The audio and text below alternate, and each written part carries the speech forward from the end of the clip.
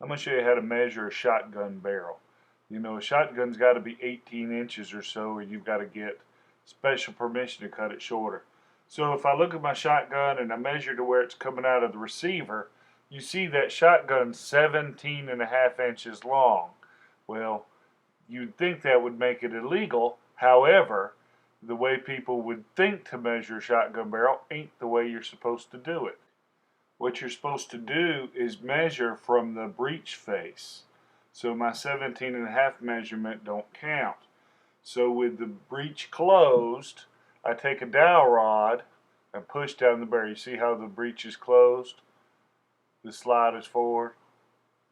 So I push it through till it touches the face of the breech. That's where the firing pin comes out, and then I mark it. Okay? So I'm just running a little razor blade over, pull the dowel rod out, and you see my marking. Then I just measure, and you'll see that my barrel is 18 inches, right? That makes it legal.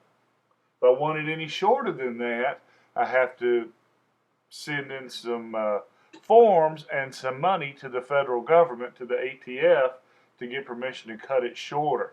And I'm actually thinking about doing that. I just have to get $200 from the wife. Okay? So you see, if you measure from the end of the barrel, from the muzzle to the end of the receiver, you get a different measurement than if you measure from the muzzle to the breech face. It's about 1/2 inch, which would be the difference between 10 years in jail or not. Right? So, thank you.